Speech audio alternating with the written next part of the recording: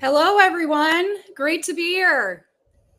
We'll just wait for a couple moments as people trickle in. Hello, Theresa. Good to see you. Nate, such a pleasure. Thank you so much for being here with us today. What a great conversation this is going to be. I've been very excited for today. This is such an unbelievable topic and can't wait to dive into it with you, of all people. Same. For everyone who's trickling in, Nate and I have had some great conversations prepping for this conversation.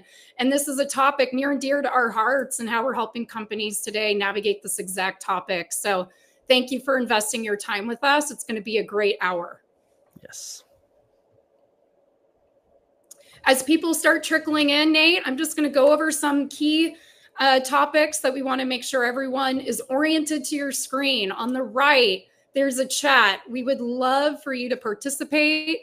Please provide your ideas, but also your questions. And we have a team behind the scenes that are going to be answering questions or saving them for the Q&A session at the end. So please be as active and participate as much as you can. This call is also being recorded, so we will be sending as a team to you about 2 hours after the call a link to the on-demand recording. So thank you so much for being here today. With that, we're going to start getting started. So hopefully you see a poll. We're going to be talking about this poll soon. So as I mentioned, that engagement that we would love for you to be able to share your ideas in the chat, but then also please participate in the poll. That will help us better assess where everyone's at in the audience. This topic, as Nate and I had already mentioned, is near and dear to our hearts because helping customers and companies navigate in the past, for me personally, digital transformation journeys, now AI adoption journeys, it is so essential to start with the right culture as a foundation for success.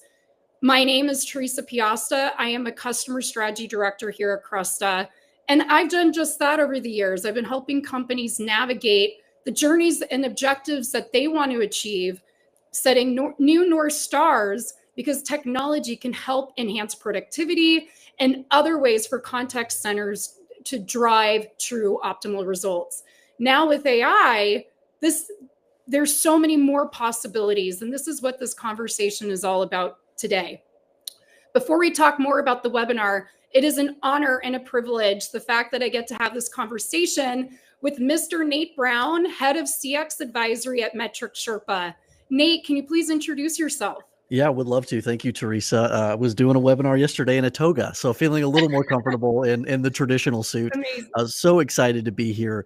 I've always been a major advocate for frontline customer service workers and how we can make this work the very, very best possible for them. Having come out of that world in a safety science company, and then more recently over the past 5 or 6 years as a consultant, helping organizations implement AI technologies in the gaming space, in the gig services space, in the healthcare area, and most recently in distribution. It's been fascinating to see, and I love that Cresta is honing in on the key element, culture, and the impact of culture in terms of these AI implementations. The importance of that cannot be overstated. So this is the right topic to kick off the series. Let's do it. How wonderful. Well, thank you so much for being here, Nate. And we have a lot of best practices, tips, and tricks to share and how you navigate your overall AI journey. And so this overall series, it's called the AI Maturity Blueprint webinar series. And as Nate mentioned, this is the kickoff, the first of 4. So thank you for being here with us. We're starting first today with building a culture of AI readiness in your contact center to drive optimal outcomes. This is a 4-step process. We are focusing on the 4 key pillars of the path to AI maturity, starting first today with the people. It's so important to set the people in the organization, top down in your organization, up for success, to set that foundation for successful AI adoption implementation journey. The second part of the webinar series is going to be about process, and then technology, and then how to garner more executive leadership team buy-in. Whether you're just getting started along the journey or you have already been using AI already, We hope that you can take away actionable insights from our webinar series that you can bring back to your organization, teams, etc., so that you can garner not just more support, but also drive more actionable outcomes, insights, etc. And what's really exciting, specifically what we're focusing on today, it's the foundation. When you set the right culture and team and organization up for success, there's so much that can happen. And turning, which we're going to talk about right now, transitioning to the topic of what we're focusing on today, how do we take these fears to something actionable, to possibilities? And so grateful to be working with Nate with this exact topic. So Nate, how can we take the fears, and we're all hearing headlines, et cetera, in the news, or it's popping up probably in our social media feeds. How do we shift that fear into something for growth? There's a lot of noise out there and a lot of helpful content out there as well. And shifting through it can be very difficult. Theresa, here's a question for you. Based on recent HBR research, what percentage of cultural transformations do you think ultimately fail in an enterprise organization? I would have to, you're asking me on the spot. This is on the spot. I would say the majority, and I'm seeing in general regarding AI adoption is probably a similar template for what's happening. Is that correct, Nate? You are exactly right. It's upwards of 85-90% of cultural transformation initiatives ultimately fail.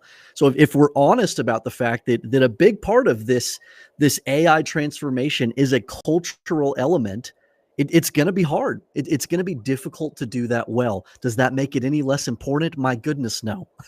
But there absolutely is resistance and reasonable resistance. But if we look at the iconic wisdom of John Koder leading change, how do we break down some of that negative inertia and allow people to be activated towards a positive outlook of change? It starts with establishing a sense of urgency. We can't keep living this way. There's a new opportunity that exists out there. It's good. It's healthy. It's going to make this work better than it's ever been. And the more that we can activate people and establish a sense of positive urgency like that, the more successful we're going to be. Thank you so much. And some of these fears overall, you want to name off a couple? I'm sure it's coming out. It's not just in the workplace. We're probably also getting it in our personal lives. Yeah. You're picking up your child from school, and someone may come up to somebody and have a conversation. So what are some of these fears that are actually listed here? This idea of humans need not apply. Our AI agents taking our jobs. And there was some amazing data that came out yesterday around the new capabilities around AI agents and what that actually looks like and the different tiers of those agents. Absolutely fascinating. But this is a legitimate thing where it's like, whoa, what is going on here? AI is replacing human tasks faster than you think. Yeah, it is. And then hyper reality, will AI take over our job? I think that's the core fear of a lot of this is what is the future of work going to look like for me? We've always wondered that, but it takes on a very new and a slightly more urgent flavor with the modern technology that exists. Yeah, thank you so much. And something I'm seeing talking to companies often too is, you take this fear internally, you also hear these updates. And the Gallup had this recent update regarding how many organizations are adopting AI. Might be hearing something from your peers or competitors regarding in your industry. They're adopting AI. How do we get started? Almost this like fear of missing out that it might, without the right AI strategy, might seem overwhelming and pressure and where to get started within an organization. Would you agree? Absolutely. And I think, I was so excited, Theresa, when we were talking together and we came up with this idea of shifting this fear into what we started calling curiosity fuel, which, I do love that word curiosity. And I think that's what John Koder had in mind, that idea of establishing a positive sense of urgency. It's that idea of getting people to buy into the change early and for a meaningful intrinsic purpose. And I think that there's a lot of opportunities that we have here. But before we really dive into that, I would love for us to take a look at this poll. If you haven't done the poll, please go ahead and take that real quick. And let's take a look at where we stand here.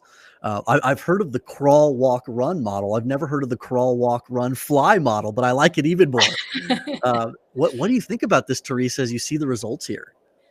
You know, first, it doesn't surprise me. For everyone, thank you for your honesty, because I actually thought that maybe some people would be saying that, they're probably more in the crawl phase because of all that hype. But seeing that crawling and walking, that actually aligns with some of the research that we're seeing come out and from the conversations that I've been having with companies already this past year. So that crawling, walking phase, it's good to assess in general. If you're at a company at that point, that's great. And this is exactly why we built this webinar series, to help you move along in a thoughtful way, setting the right foundation, and first creating this curiosity culture. What are your thoughts, Nate, about that? Yeah, I definitely spot on with this poll in terms of what I would have expected. And it's great that I've seen customer experience leaders step up to the plate with this. And it's not just about the customer service department. It's so much bigger than this. It is our responsibility as CX leaders to guide our organization into this next era of relationship with our customers. And it's a much bigger thing than customer service interactions, in a really good way. So I've been so impressed with CX and customer service leaders who are embracing this, developing a sense of curiosity for themselves and their teams. And it's great that more and more folks are getting into that running category where we're hitting a stride, we're seeing benefits, we're helping it to stick in spite of the challenges. And we know how hard it is to get a change initiative of this type to stick. It is happening, and it's got to happen. Like, this is not something that's going to go away. So finding the right path for our organization to bring this in and be successful with it, it's got to be done, and it is being done. So I'm excited for it. Yeah, absolutely. These are the conversations that when AI, there's been a predictive AI for years now, and just in general, productivity technology enhancements, as I was helping companies years ago, it's not a new theme to be concerned that, oh, there's a new process productivity tool coming out and there's fears, et cetera. But what if you could actually do more? And as you're practicing this muscle memory, what else could be possible? And so that's where thanks for bringing this up, from fear to curiosity, because this sets the foundation for the culture. But let's take us, as now that we've set this opportunity to start looking in this direction for opportunity of growth, as opposed to the other way from fear, let's take a look at what it means to actually build from step one, the right culture. It is so key and critical for the right AI adoption. We've all either been part of an AI adoption related project, or have heard about one in organization, or from a friend and peer. We have heard from companies that it's often that people are talking to each other. Hey, what tools are you leveraging and why? So we all probably have heard of a story that you thought something was going to come in and do great solutions and outcomes, but it fell flat. So how do we help prevent that from happening? And it's with the right strategy internally, starting with step one, the culture. And so I wanted to take a step back and just start talking about the culture and what that means to us. Overall, first, it goes top down from the leadership and accountability. There are contact centers. I've talked to a variety of contact centers, from care agents to selling agents. And, sometimes with selling agents, it comes up that, will they use a tool? They're used to doing something a certain way. So if you want to see optimal outcomes, the strategy, but then the adoption related accountability at top. But it's almost an exchange. We have this goal for all of you. And instead of taking the fear that AI might replace us to all of a sudden another direction, to AI will augment us, increasing our capacity to be able to be more impactful, not just as an individual bringing impact to the contact center, but as a contact center bringing more impact to the overall company. And this shift is so sensational that it almost becomes a mission change. And having individuals as leaders, encouraging them to be part of the voice, part of the initiative, and saying, we actually want your feedback. You are important for all this to happen. Oof. Transparency on the mission. This is our North Star. We are all a part of it. And then we're going to be talking more later what else could be possible with this, including career advancement opportunities as well. So it changes this fear to all of a sudden empowerment and inspiration for all members to be part of something of growth. This is a transformative time. And overall, if this transformative growth within your contact center, what if your contact center conversations become a nucleus of engagement that drives impact throughout the entire company? What other possibilities, to your point, Nate, about that curiosity, what else could be possible? And something that we believe here at Cresta is that every contact center conversation could truly become an opportunity. So this is a place of growth from what could be considered fear. And everyone and part of this new culture change is also about the impact that each call could potentially make. And with that, each person is a part of something that could drive transformational change. And an idea that I thought to share as an example about this exact topic is something that isn't new, because we all experienced the pandemic. There was a lot of talk about digital transformation that was really critical for certain type of, it was very transformational to the point that I used to cover a lot. I cover in general companies from all industries, but this was a unique time. Banks, you can no longer just walk into a branch in certain parts of the States, if anywhere, regarding to talk to a banker. A lot of that was shut down. So how do you have this interaction? We are all probably customers or clients regarding a bank. We have checking accounts, we have credit cards. So I thought that this might be a relatable story, that when you call the contact center, what if the person in the contact center could be less stressed, have less pain? And the pain I'm going to describe is I have to go look in different systems to figure out the answer. I have to take notes because that's mandated by my company to do that. And instead, they're half listening to the customer. But what if, with not just tools of the past, but even better tools today, you can shift that from a place of half listening and a stressed out agent to, wow, you could actually drive incredibly impactful conversations. And this is more what we're seeing today, is we're helping customers navigate the service to sales approach. And this example that I wanted to share about this bank experience that we can all potentially relate to individually as we're calling our own banks. But then how do we bring that back to our own businesses with this idea? And the overall story is, I'll share a little bit. Sally calls in. She wants to open up a new checking account, something that could be considered a process. And instead, when she calls into this new experience, what could be possible is that they have a dialogue and a conversation. And the agent, who's inspired and empowered and has the right tools at the fingertips to be prompted in real time, can focus on that conversation. And instead, when Sally starts talking about her weekend, she can dive deeper. So what was it like this weekend? And Sally starts saying, hey, it was great. Our son just went off to college. He's on the soccer team. My husband and I really want to buy a condo, we think, because we don't want to miss these games. Ding, ding, ding, ding, ding, ding, ding. New opportunity. Yeah. This could have been at any type of industry. Yep. Because this agent focused on that conversation, it unlocked growth. So Nate, you're hearing a lot about this type of transformation of opportunity. What could companies, what are your thoughts regarding shifting to, this is just one conversation, to an area of growth? It's so exciting. I see your vision, Theresa, and I must be honest. I was on the phone with a major bank 3 days ago, screaming in the woods at a completely defunct conversational AI forced self-service channel path where I could not get the help that I needed. So opportunities abound, and we can and we should be doing better for our customers.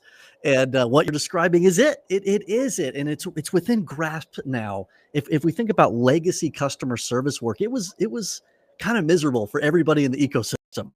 but that is the past, like what we can do now.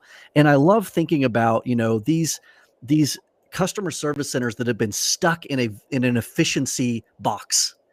And that's all they think about is the efficiency of interactions and reducing cost. And now all of a sudden we can actually truly think about value generated in customer interactions. And I like talking about it in the sense of, let's make the quick parts quick.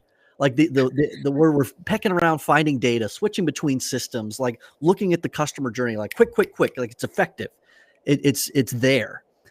And let's make the slow parts meaningful. Exactly what you're saying, Theresa, like that ability to connect with a customer, to guide them to their actual definition of success, not what they originally asked, but like guide them to where they actually need to go. And for agents to have the freedom, the skill, the tools around them to generate value in that way, it's completely different. And it's so exciting. So exciting. And we're going to be talking so much more about these ideas. And what we have on the board is just some of those ideas that you're sharing is more freedom and encouraging that engagement. As I mentioned before, that top down of the leaders need to, with this change management, promote and not just encourage, but also potentially enforce a need, depending on what you want to achieve with your outcomes. You need to use these tools. But I love in exchange, we're going to offer the right training, skill development, and up-leveling and potentially new career pathways for those who do really great work leveraging these tools. And also, with this exchange, we want to hear your feedback. We want your ideas too. Every idea is a good idea. That turns something from a place of fear, my job is going to be eliminated, to all of a sudden, wow, I'm part of something really unique, special, and I'm going to be part of this mission of growth that might be a new transformation in general at the company. I feel empowered to contribute to that. Some ideas for experimentation regarding this topic, as you're identifying your AI strategy, having the structure of engagement is really important, but there might be some experimentation too that happens, such as gamification, having agents, to encourage them instead of reprimanding them. For those who are really using these tools for success, what are some of the recognitions and rewards that those top performing individuals are receiving? And also, I love feature stories. We are all community oriented. People love to be recognized. What could that feature story experience look like within your organization to share? Oh, it's so much bigger, Theresa. I mean, I think about the peripheral incentives that we used in the contact center in the past. It kind of semi goofy things like, oh, whoever can take the most calls gets this gift card. Like both of those things are just a little broken. But now it's like, oh no, whoever can have these meaningful interactions, which we can see.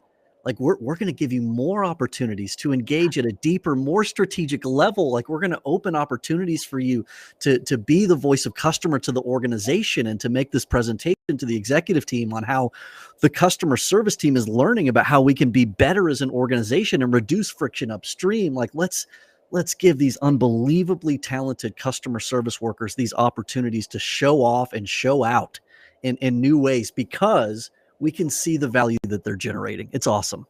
Oh, it's so awesome. I love that. Show up and show out. Wow. I loved that statement. Thank you so much, Nate. Which leads us to, there might be some pushback at this point. And for those in the audience, what would our agents say at this point? And I have a variety of backgrounds in my life, and I can say that when you empower people to do their best work, oh boy, you might be surprised. And that's exactly what we are recognizing is research that's actually coming from Cresta, is that in fact, the majority of 65% of customer service agents welcome those real-time hints coming in from potentially AI and suggestions from during that conversation, those customer interactions. It's empowering them and inspiring them to do their best work, and they feel that less stress, and they can focus on that, bringing more impact, building rapport and trust with the customer. helping with the brand voice, other areas that are so needed at the company. It gives them this almost more mission impact related effort that they realize they're contributing more to the overall cause too. And second point I wanted to highlight as well is that 95% of agents we've recognized within our research currently are using AI report being able to more rapidly respond to customer queries. Yeah. So that was that example that I gave about the bank. Instead of that banking example, instead of that agent being stressed, they're being prompted in real time with customer questions, et cetera, so they can really focus on building that rapport with the customer as if they're sitting right next to them. That's awesome. Yeah, I remember I was in a team last year, and it was the how not to do it situation. They kind of bought a tool and turned it on. There was no culture around it. There was no involving the agents in the conversation. And it was really sad and frustrating for me to come in and everybody was just making fun of it. Oh, And the powerful capability, the amazing feedback that these agents were getting had become a joke internally. And it took some reversal. It took some reversal to ultimately get them to see, oh no, there's some truth in this. I need to be honoring this feedback and getting better at my job through the truth represented here. But that took some unpacking. I remember this makes me think about when I was a photographer at an event and Dave Ramsey was there. Love him or hate him. But he made this super interesting comment. He said there's wisdom in a multitude of counselors. And I remember coming back to my customer service team and rewriting the quality program to bring many perspectives in where the agents could get truth from different perspectives across the ecosystem, different leaders from different functions, their peers, different leaders across the organization, but also this unbelievable sentiment analysis capability that we now have, and making that a valuable part of the truth that they're receiving on how they can do their jobs even better. But we had earned that through a culture of valuing feedback, giving feedback on a regular basis, having a circle of trust around that to where we know it's okay to be progressing and getting better and expressing vulnerability in that cycle. But until that culture is there, sometimes these tools, they don't hit the way they should. absolutely. I couldn't agree more with what you were just saying. It's so important.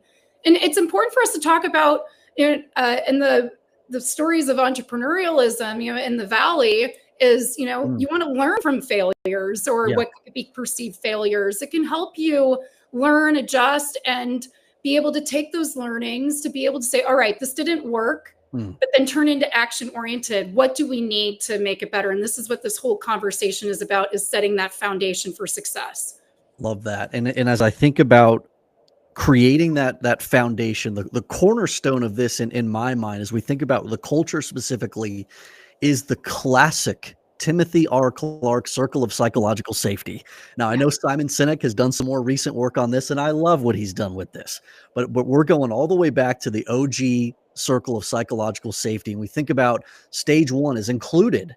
I'm a member of a team that cares about me and that values me as a corporate citizen, as a human being of this team. It starts there. That's got to be there. The then learner. Okay, I'm going to start to learn about our customers. I care about them. I care about our brand promise. I'm going to start to see how I could serve them even better. That's where the tools come in. But like I care enough to start learning. And then stage 3, contributor. I'm going to start making things better around here. Like I care so much about what we're doing that I'm going to start to hold my peers accountable to the excellent standard that we have, because we trust each other enough to do that. I'm going to start to make ideas and suggestions come to life, not just my own, but like I'm going to elevate the voices of other people. And that's where you start to get collective genius, to use that Linda Hill quote.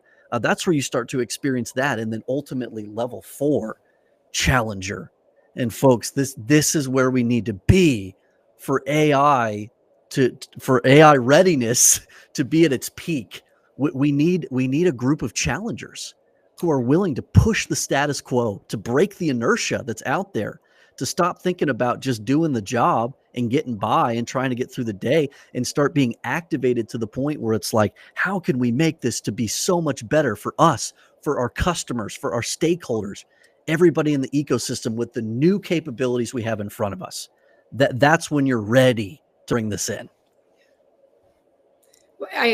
When you shared this perspective with me, before this talk, I was just like, wow, this is so important to talk about. Thank you. And we've heard psychological safety come up in the workplace in a variety of different ways, but to apply it to AI strategy, how impactful could that be to not just building the right foundation, but ensuring that everybody feels a part of that journey, yes, and that they can speak up when something isn't working for either them or their team, et cetera.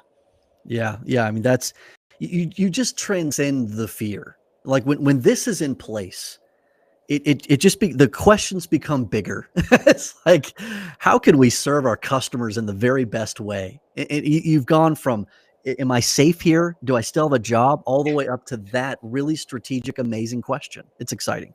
Yeah. And with the culture setting that circle of psychological safety, it's almost over time, it would be interesting to hear from companies when you set this foundation, how often are the fears keep coming back as opposed to people are just like, we're going forward. We're moving towards our North Star and everybody's operating, feels empowered to be part of it.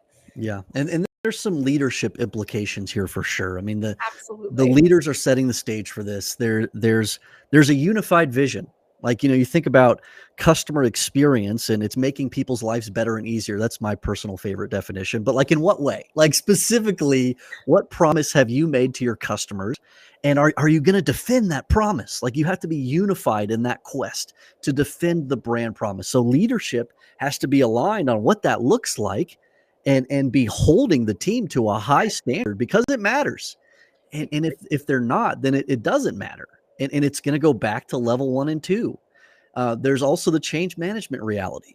We can't have a bunch of challengers running around just challenging for challenge sake. Like I've been in that environment where a leader read a book one day and came back to an all hands on deck meeting and said, everybody go do a Kaizen, just do it project, just go innovate.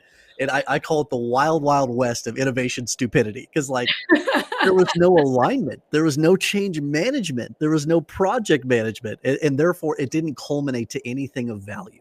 It was everybody running off trying to fix something that was inconvenient for themselves. But it didn't roll up. It didn't culminate into something that really mattered for the larger team.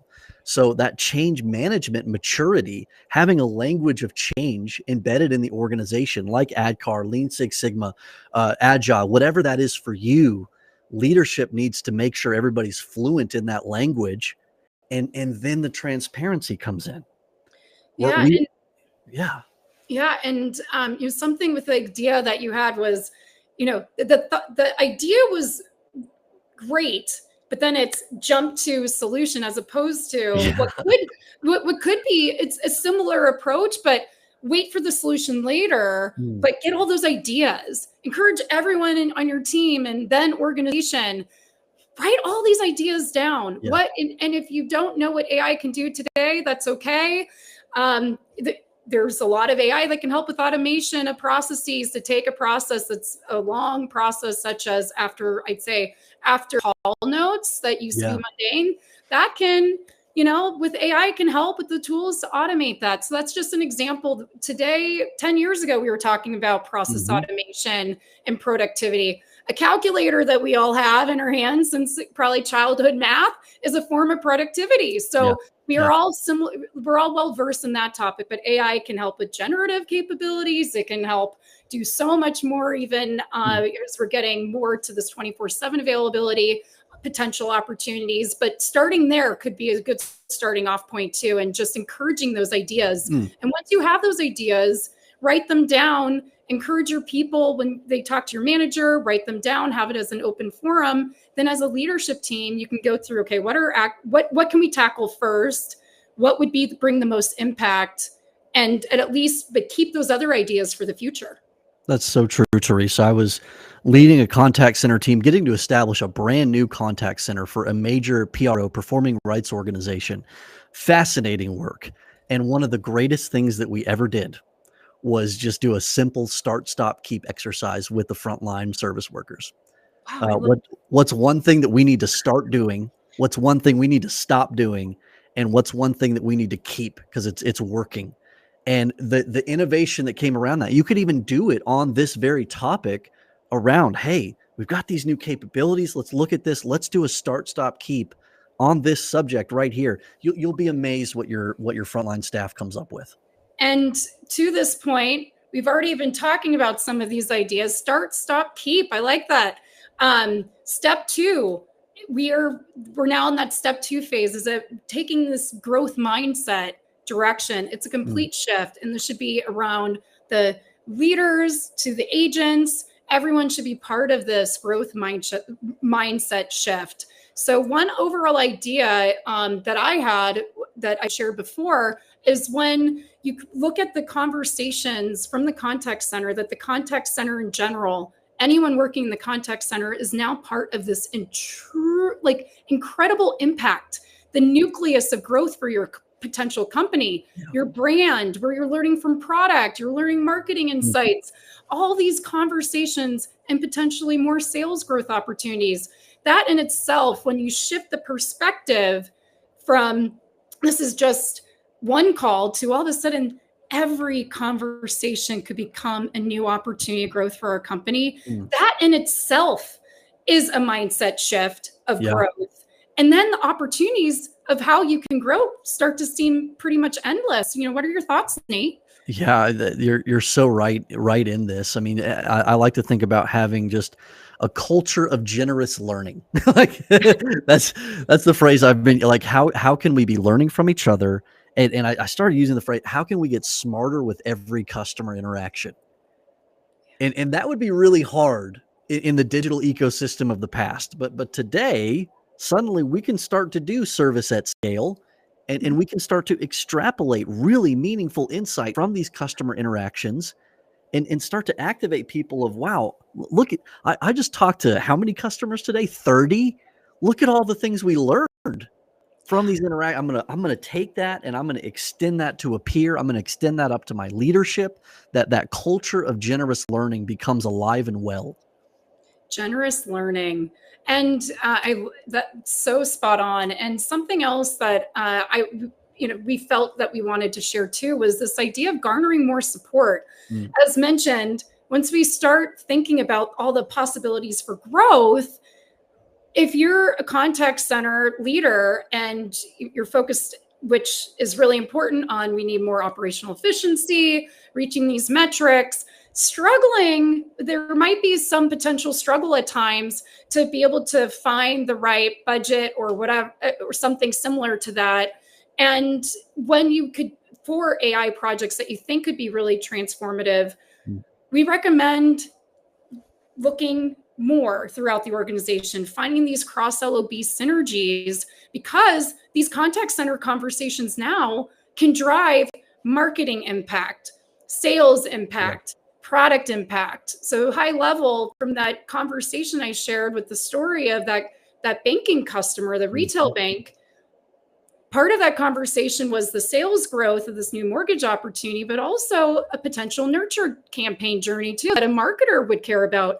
Also, marketers care about brand voice. They care about understanding customer sentiment, that CSAT, and what customers are saying. So that can help also to garner that support from that cross line of business opportunity. But then something else is happening more recently that in some of my conversations about product.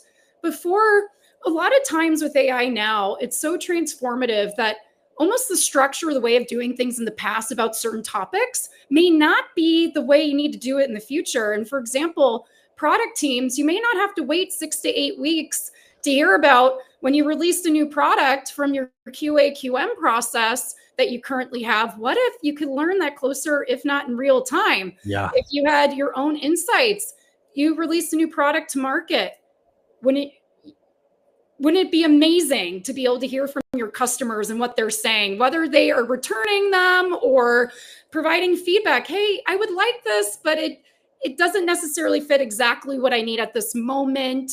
Do you have something else that could be able to fit this, or et cetera, or that feedback could be really meaningful as you pivot in the direction for changing that product in the future. That's so good. Yeah, I feel like those that have been in the contact center space for a while, we've known the gift of what these interactions are, and we didn't know how to harness the power of it. And we were stuck, kind of in that phase for most of us. But now it's just, there's so many more possibilities to show the strategic value of the customer service center. Those barriers are being eliminated now, and it's one of the greatest things that could happen to this work. I love the barriers are being eliminated. So spot on. So as we've mentioned, that communicating that clear vision, but when you have this mindset shift, when you start, as mentioned, looking at every contact center conversation as an opportunity for impact, I'm having a lot of conversations with contact centers looking to do this. Can a care agent also be upskilled and up-leveled to be able to help with sales? Yes. And that's been a lot of topic of today. They can help in other areas, so that could they become a more universal agent? And what's also happened organically from these conversations is when you start thinking of this growth mindset shift, is what else could be possible? Maybe the structure of the past, so how you built your contact center was necessary in the past.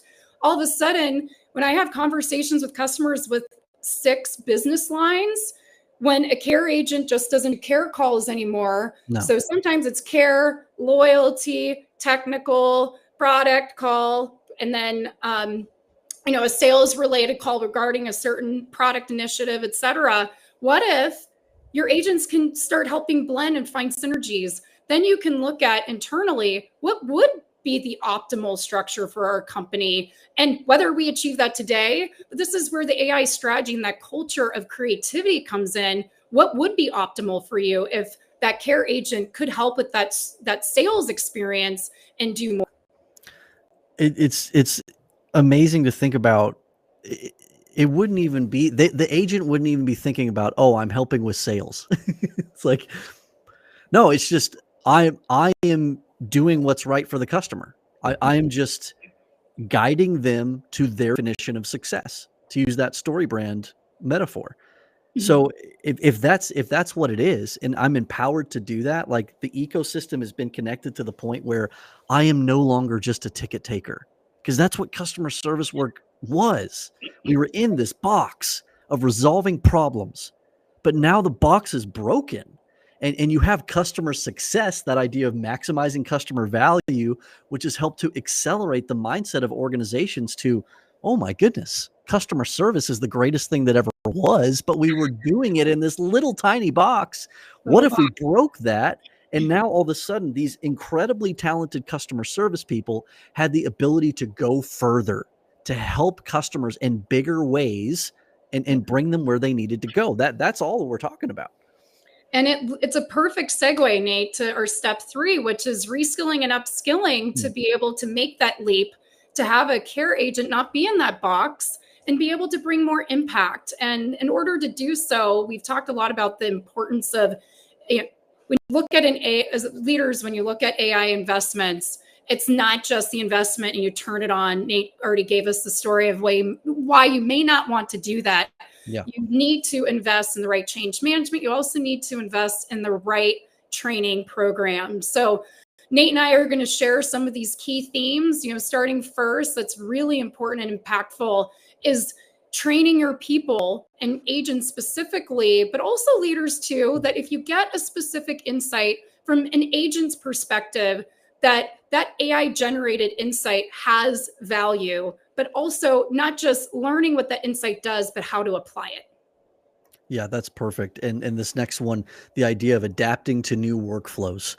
Imagine reducing that cognitive burden of having to navigate 12 different systems and having 13 monitors just to get through a basic support ticket. Like it's there. Knowledge is being curated more effectively, which is really one of those first superpowers that I think can become unlocked with this new, even more capable customer service worker. It's that idea of a knowledge curator.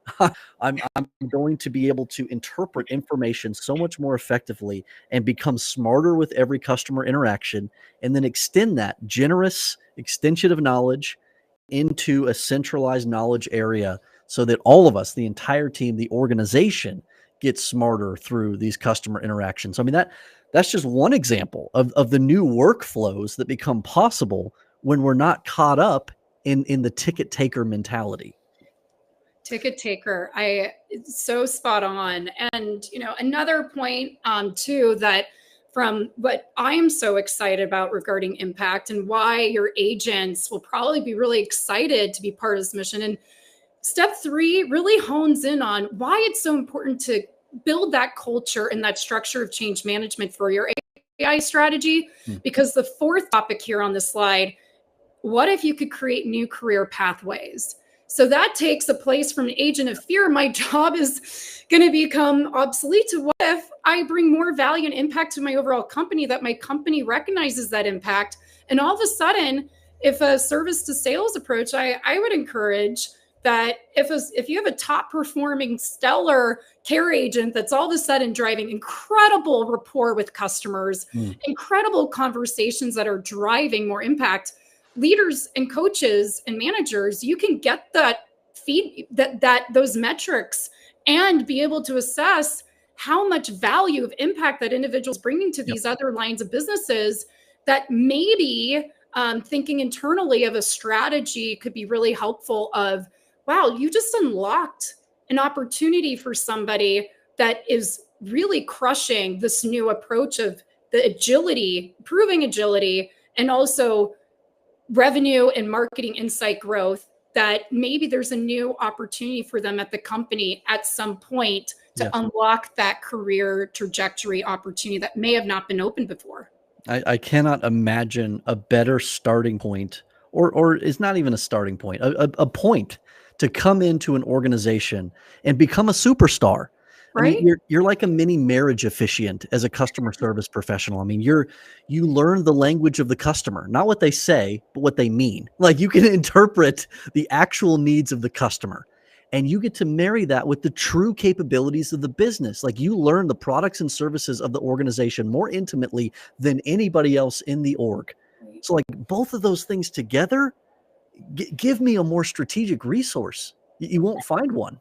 Yeah. And, when you have these situations where individuals just almost blossomed with new opportunities that they probably didn't realize they had in them, or they were so excited to be able to contribute in a new way, those feature stories internally could be really impactful, whether internally, externally, et cetera, to, really showcase this new incredible change that is impacting not just potentially your business outcomes, but also the people who are in your organization and their lives.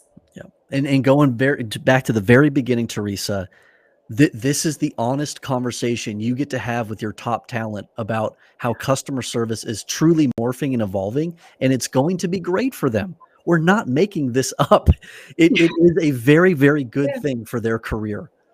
And personally, I see AI in my personal life. I'm like, wow, my capacity is just, whether it's at work or in my personal life, it's like, wow, I can do so much more. And that's what we want to inspire in this webinar series. And which leads us to our 4th step, which is the final step of today's webinar, but not the final step of this webinar series. And it's talking about, once you have your upskilled and up-leveled of your agents and leaders, coaches, et cetera, then how do you foster and reimagine this AI perfect human team so that that team is optimized for success? It can be so impactful, but high level. Humans, as we've shared already, are really great with building rapport. We are community-oriented individuals. When you have that conversation with a customer as if they're sitting next to you and learning and building that trust, humans are so great at that, including that's where agents can be incredibly impactful. Take away the ease of stress of all the other work, the mundane tasks, and let the AI help with that. But let the agent focus on building that rapport. Humans are also really good with creativity and strategy. So they are the leaders of that, where AI can help augment. So Nate, we're going to split talking about these 2 other themes, but anything to share there? Yeah, I love, maybe it was Tov who said, I love the language here. AI is an advisor instead of a decider. I think there's a brilliance to that phrase. When I was in a toga 2 days ago, we were doing the CX Senate. Shep Hyken had the brilliant thing. He's like, No, I mean, we've been prepping for this to come for 2 decades. Like, who calls a company to schedule a flight these days? Nobody. Like, you're going online to schedule. You're doing it through the app, and Yeah. that shows humans' propensity to evolve towards these capabilities. But then I think it was Juanita who said, "Okay, but what's the first thing you do when there's a problem with your flight? You're not you are calling somebody, Want to like, call? because it's too Want to call? important. Like, you have to have that confidence So level. true. You've got to hear somebody on the other line say, "You're Mhm. gonna be okay. I've got it. I own this. I'm gonna get your body to the place your body needs to be."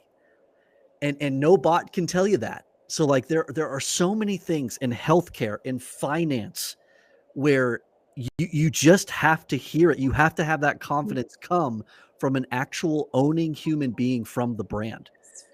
So, but should they be smart? Should they be, like, equipped with amazing data on your journey as a customer? Should you have to spend 3 hours in a loop trying to get to that person that can tell you it's going to be okay? No. So let that person be a decider, but an evolved decider through the unbelievable equipping that the AI gets to do as an advisor. So spot on. And it's so true that the humans are so good with building that empathy and trust and rapport. And then also in a time of need, you want to talk to somebody and feel that they hear you. And it's so important. And that helps drive better customer satisfaction, but really makes people feel that you're hearing them as a brand, as a company, if they're your customer, client, et cetera. It helps build that trust. It's really important. The second topic that we wanted to highlight here is the AI human feedback in the loop. It is so incredibly important to consider it in this way, is that the human agent, let's say in this example, is that the human agent is going to be having these conversations. The AI will be feeding guidance, but then the human will be redirecting, and it Yeah. turns into this ever evolving loop of learning and growing together to create those optimal teams. And overall, this is a perfect segue to create the right process to the next episode series, woo, of our AI Maturity Blueprint, episode 2. Love it. And it is going to be a great discussion regarding process optimization and AI powered contact centers. And you'll be able to hear from incredible people here at Cresta, James Russell, who's a director of customer strategy. And we have Brittany Bell as well from customer success. So really excited for this contact center conversation at this point, how we're progressing. And so far, Nate, this has been a great discussion. What are your thoughts so far? Oh yeah, I feel like Elf right now. I know him. I can't wait for part 2. This is such a great series. You all put this together in a really thoughtful, powerful way. Everybody should follow along with this one. Oh, so happy to hear. So wonderful. And I know that we have 8 minutes left, and we have a Q&A session. Let's look at those At this point. So we have some questions. Nate, would you like to pass these back and forth? How would you like to start? This is live, folks. Here we go. So anonymous user, how do you balance including agents in the process and being transparent with making swift decisions? Oh goodness. Yeah. So you have to earn the ability to make a swift decision because they trust you. Yeah. So, like, if you're making swift decision after swift decision and you're not building the credibility, then you're losing it. Like, you're losing your footing in order to make those quick pivots. Like, you're going to slip. But if you've earned the right because you've invested in people that they're with you, like they're with you in the journey, then you've earned the right to make a swift decision or two. It's just, you've got to balance it out. Like, have I earned this? Is there too much change going on? Is this intelligent change? Have I backed it up? Have I proven, like when I did a change management technique last quarter, did it make their lives better? Can I prove that? If not, then it's not time. So like those are the things I think about as I'm balancing a quick decision.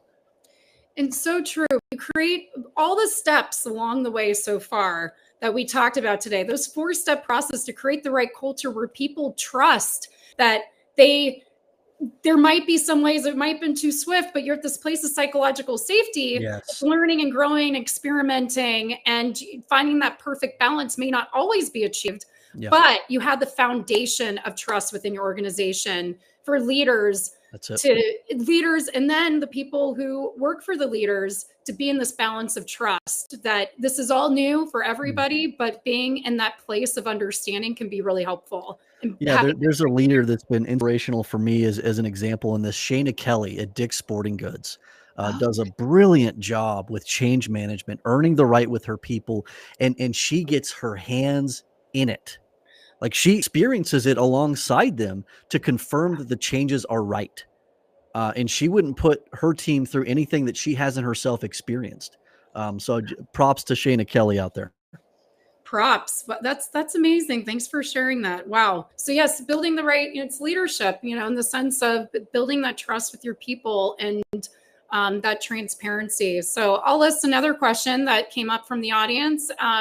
Thank you so much. You mentioned overcoming resistance to AI. What are some early warning signs that employees are struggling with the transition? The good news, and I'll share some ideas, and Nate, we'll pass it off to you to add more. But good news, there's so many tools to understand metrics of what's happening and not. So if you launch a new AI adoption, and even if you hadn't gotten this feedback during the training, et cetera, you can have adherence-related data. You can start seeing inconsistency with results and start understanding what's working. And then as a coach, certain people are showing these results versus other people regarding certain metrics, maybe not showing that same. So it might be a good coaching opportunity.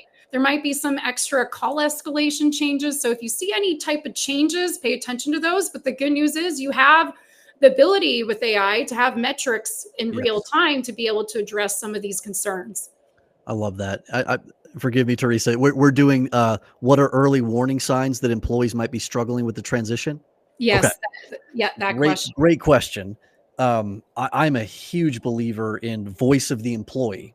So there needs to be some mechanism in which employees are expressing to the leadership of the organization how they're doing, like how things are going on at least a weekly basis. So like that idea of pulse surveys, check-in pulses, and being able to express just simply what is holding you back from doing the very best work that you could. And your employees will tell you if you've earned that trust and you're giving them a vehicle, a mechanism in which to express those areas where they're struggling, especially if it's an anonymous vehicle, you're going to know, like they're going to tell you. And so having that voice of employee mechanism is going to be essential. Otherwise, you're just going to realize it much later. It's going to start to show up in the quality scorecards. It's going to show up in the customer interactions. But who wants that? Who wants to learn the hard way when your employees know, and they could give you that feedback quicker, and you can pivot faster to ensure their success. Thank you so much. So true. Since we have a couple more minutes left, we can get through a couple more questions. What do you say, Nate? Let's do it. Let's do it. So one question is, you shared stats on agents benefiting from AI, but what about agents who feel micromanaged by AI prompts? How do you address that? Nate, why don't you start first answering this one, and then I can piggyback afterwards. Yes. We never want the agent to feel like they're put back in a box again, right? Like that's literally the opposite of what we're trying to do with this. They should be equipped with good information. But in my personal opinion, and Theresa, we might be deviating slightly here, we're not trying to create another robot. Like the reason you have the human bot, the human person here, is so that they can interpret and take all the data and connect with this customer in a way that the bot can't. So let them use their skill. Let them be who they are. If you have the right people on the team, you've got to trust them. You've got to trust them to do the right thing. The days of scripts are over. Yes. I mean, why today would we have scripts unless you're in an ultra compliant environment, in which case I can understand. Yep. But for 95% of us, hire the right people and give them the right data. Yeah. And is so spot on. And it comes back to that leadership approach with that trust, and why it's so important with any AI adoption journey within a company to have that right structure, right strategy. And it starts with the culture, building that culture of psychological safety, as you so described already so well, and setting that foundation and trusting your employee to be able to have more impactful conversations, which is getting away from that script. It's so spot on. So one more question to end us to today. What new roles or skill sets do you think contact centers will need as AI adoption increases? Great question. I've got an answer for this. And I do too. Nate, why don't you start? I think that customer service is going to morph more and more to community, like community being a service channel where we have customers together. And the reason we're together is because we're doing something special. Like we're co-creating around the brand promise. Like let's say UL, building a safer world. Lululemon, like, compelling, like we're creating this healthy lifestyle. We're in it together. And like, we have a sense of identity through this brand. So we're bringing customers together in this community. They're supporting each other. The gaming industry has been doing this for 2 decades. The technology spaces are starting to catch up, but it's impacting general industry. One of the greatest brand communities I've ever seen, Restolium. Wow. There's impact everywhere here, but then what the customer service agent becomes is a community facilitator. And the AI capabilities are just, they're helping to moderate, they're equipping, they're making connections, they're ensuring that as customers are connecting with other customers, that's lifting all boats. And that we're learning from all of these customer interactions in a way that would have been impossible before. So true. Almost like a customer experience strategist is going to be more needed in roles like that. And something that came up with companies recently too is an AI strategy focus group. What do you want your new brand voice to be? What are your standard operating procedures as you identify these journeys, and how you evaluate these calls and what's happening for this new initiative at your organization?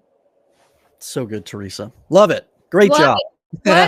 What a great conversation today, Nate. Thank you so much. Thank you. To you for being here with me, and to all of you in the audience. We are so grateful for you spending your time with us here for this hour, and we hope that you join us during these next 3 great conversations that are happening. The next conversation will be in 2 weeks. And that is conversation 2, all about process optimization. And please, there's a link here to secure your spot now. Thanks, everybody. Have a great day. Thanks, everyone.